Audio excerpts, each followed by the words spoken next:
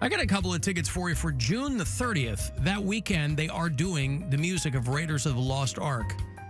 The iconic score performed by the Cleveland Orchestra live. It is June 29th and 30th out at Blossom. You can go to clevelandorchestra.com for the details.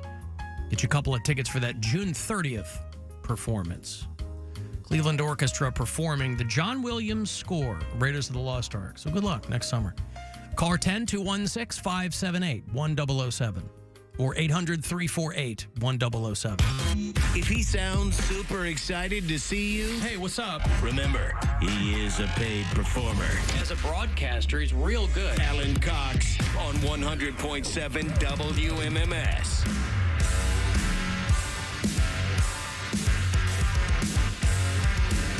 I saw they dropped the latest Indiana Jones on Disney Plus finally. I haven't seen it, though. I still The haven't watched it Dial either. of Destiny. Saw it in the theater? No, I haven't seen it. Oh, you haven't seen it either? Yeah.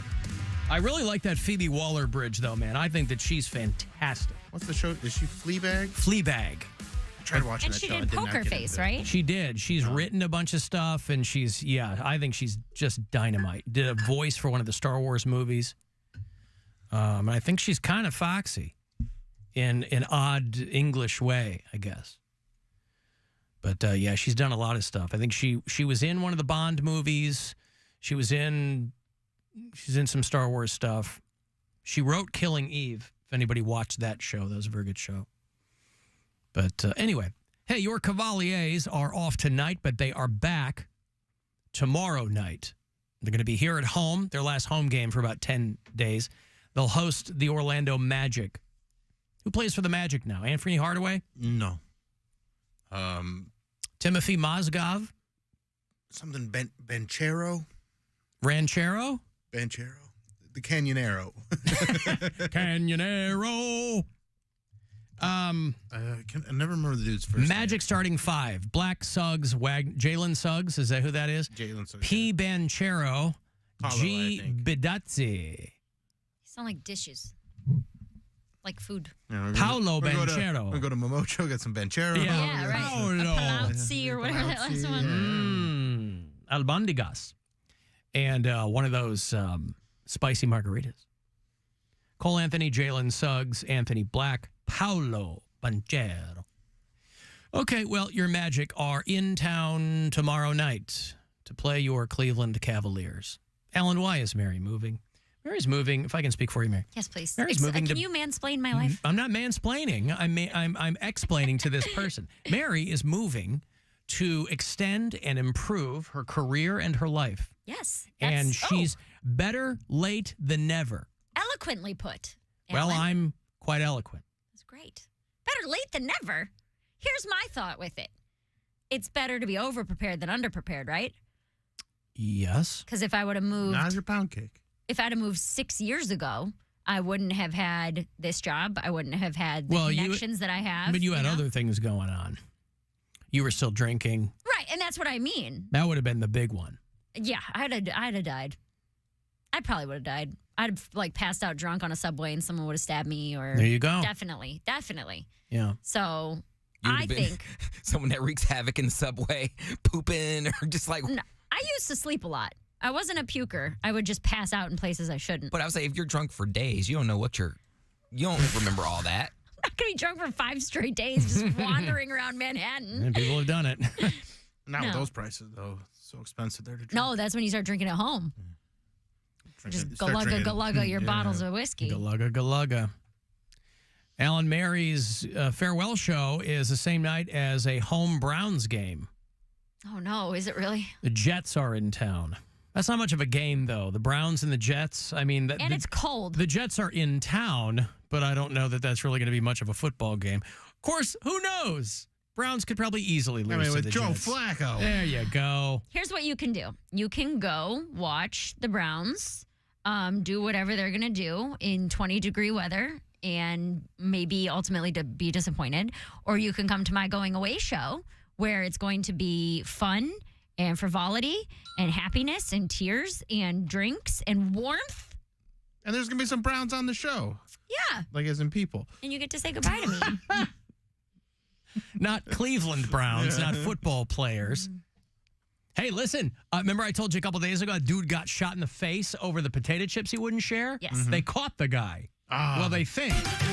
When feathers get ruffled, there are chip crimes.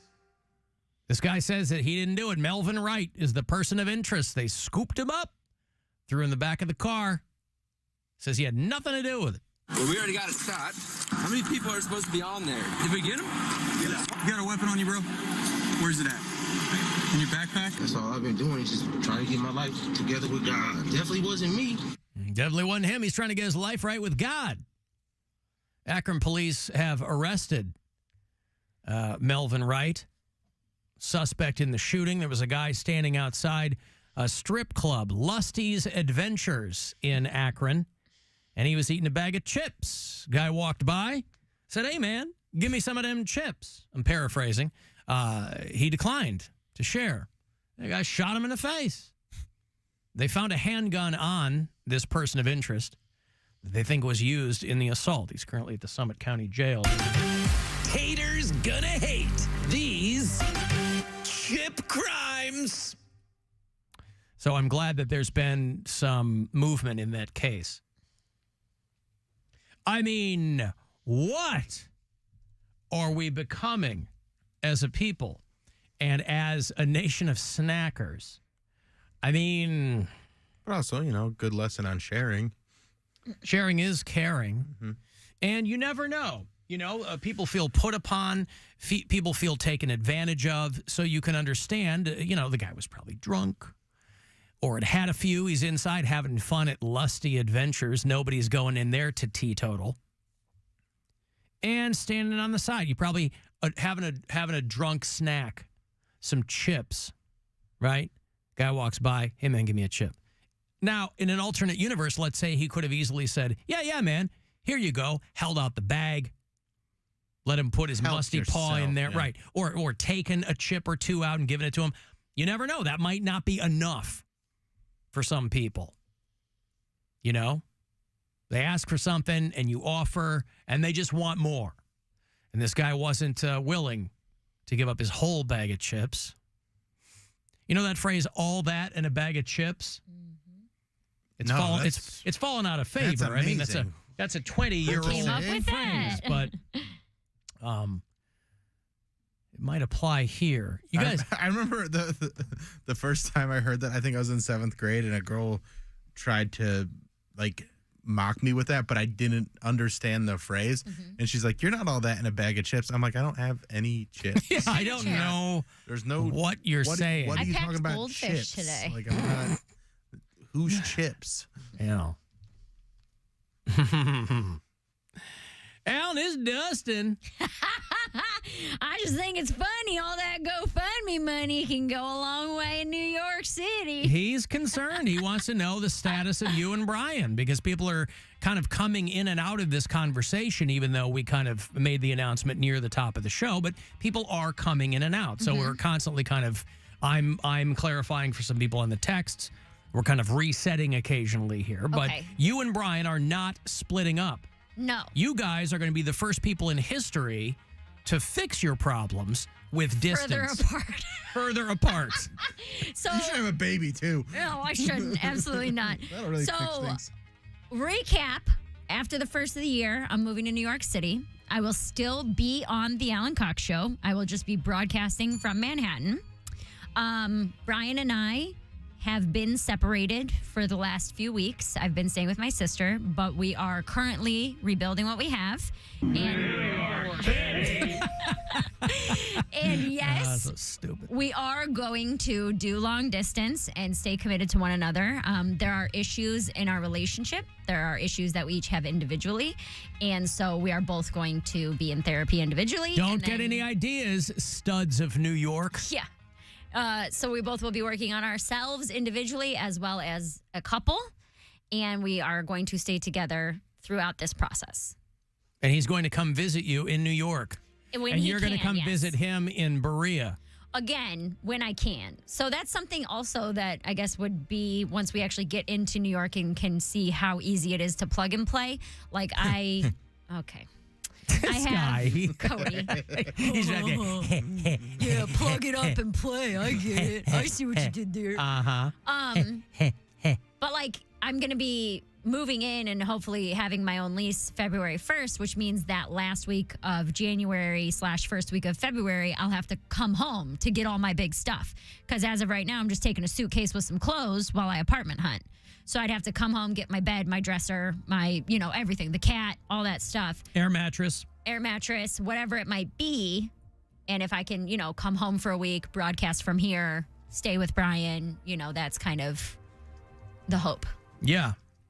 Is that whenever I have local shows or Midwestern shows even, like headlining a weekend in Detroit, come home a day or two before. If I'm there Friday, Saturday, come home Thursday, broadcast here Thursday, Friday, go up through the show, stay with Brian for the weekend. So, yeah, we're going to see how There's it goes. a lot of different things you can do. Yeah. And this is something several people have asked me, both in DMs and in the chat, which is actually more of a question for Alan, where they're like, with me being in New York City, does that up the chances for different interviews? People who are based out of New York, or comics or actors or musicians or whoever I run into. Come on in, share my little studio. We'll Zoom in together. I don't know. You never know. I don't know either. That would be that wouldn't be in my purview there, but I don't know what's going on that end. Right. Yeah. Well, let's not rule it out. Yeah, I think that'd be a. When I become best friends with Ariana Grande, she'll probably just be the fourth co-host. Ariana Grande. Yeah, she lives in New York. Okay, I don't know. Or Pete Davidson. Yeah, Better that's not right. have them on at the same time, though. That's what I mean. Whoa. Talk about hot celebrity goss. But yeah, so that's the basis. Yeah. Okay, but now here's what you got to really start thinking about. You are going to be in New York City. Yes. Your hall pass is John Mayer. He hangs out in New York City quite a bit.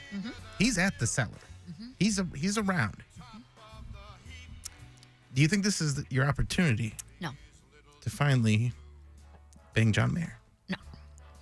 With the state of our relationship, there will be no stepping outside of it. Hall passes or not. All the hottest D is in New York. It doesn't have to be. It doesn't have to be. New York beef. I love the D that I have. New York, that's Chicago beef to you, Poundcake. John New York's Mayer, got their own stuff. You get passed at the Cellar. You go up. You crush. John Mayer comes up to you and is like, I think your comedy's a wonderland, or whatever gay thing he's going to say. Sure. Because he doesn't have to try as hard because he's famous. Comedy's a wonderland. And when you're that famous, you don't actually have game. You don't have to try. You just play guitar well, and girls are like, oh, it's so attractive. And so he'll say that, and he's like, do you want to just have some coffee and just kind of get to know each other? Just talk. Guys, these are tough questions. Because you also need to understand who I am as a person. If I were to meet John Mayer face to face, and he's a all fan your moral of convictions you go out the window. not a moral conviction, there is a 0% chance That you get a syllable out. that I do not cry. Because even when I was third row at his concert back in March, the second he stepped on stage, my eyes welled up.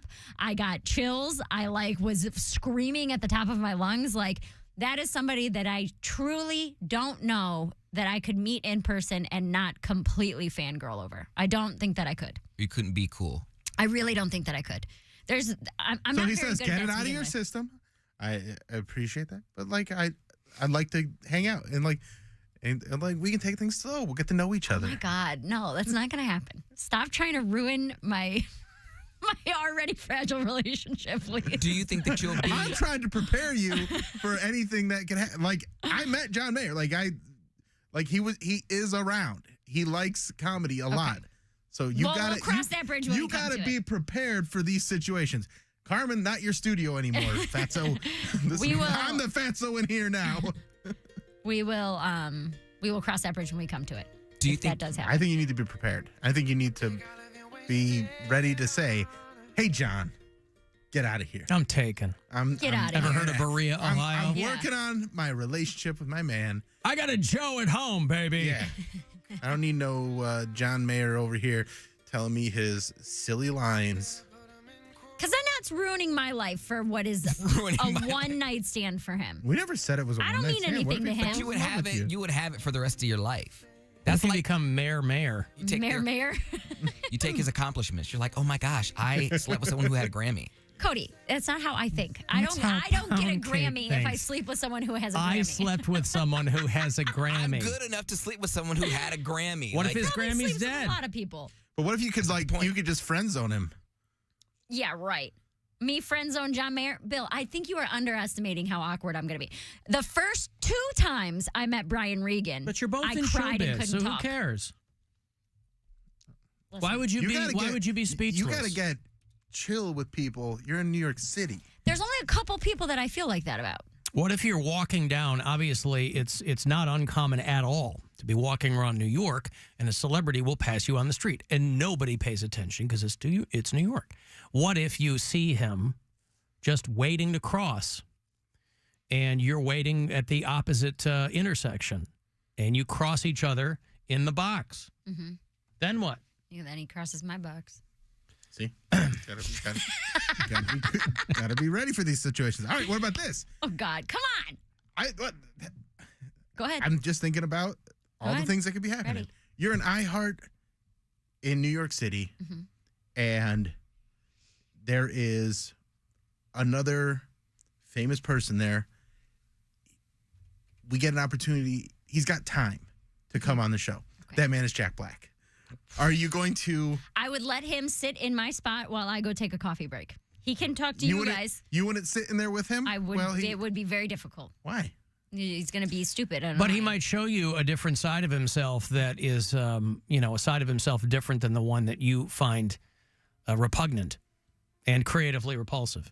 So then maybe I'll give him a couple minutes to see if he's annoying or not. And then if he's He still goes, annoying, you're just gonna get him and be like, "Hey, I gotta excuse myself. I gotta go I poop." got a little diarrhea. Yeah. Oh, sorry, Jack." Yeah, you go ahead, have fun with your interview. Sorry, Mr. Black. I'll be back in a little while. Let me know how it goes.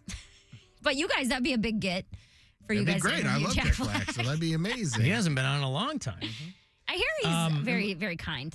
Mary, Jack Black's great. Mary, I could see you being a studio audience member, just clapping on demand. Cody, what did they? Oh my God! Aren't those paying gigs? No, I'm pretty sure they they find get, homeless people to do that. I'm sure I thought they paid you like $50 a head to go in there and clap and scream. Mary, you're gonna do great in New York City. I see you as a studio audience I'm member. sitting here like this is going to be life changing. I'm going to get discovered. I'm going to become so good at comedy. This is going to lead to Netflix specials. And Cody's like, yeah, you might get to watch them tape Jimmy Fallon. Now Everybody's got to start somewhere. I'm not going to be on it. Everybody's got to start somewhere. You're not a guest, but you could win the applause sign lights up. Go ahead and clap, babe. Listen, Poundcake wanted to serenade you too. Make me sweat, make me harder.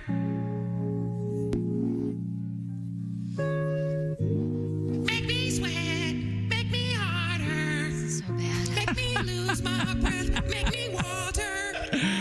Oh, I love it. Water. Now I don't ever want to hear the original song. I guess we played a little bit of the original song, but I heard the original song the other day, and I was like, terrible compared to Poundcake's. yeah. There's no song that he is unable to improve. I'm going to take another break here. If you want to send me a text, 35192. I want to go see Bill Squire and Mary Santora's penultimate appearance in Cleveland on the 22nd at the Agora for the filming of Bill's new comedy hour. I'll have those tickets for you on the other side of the break. AlanCoxShow.com if you want to watch live, and you can listen anywhere on the iHeartRadio app.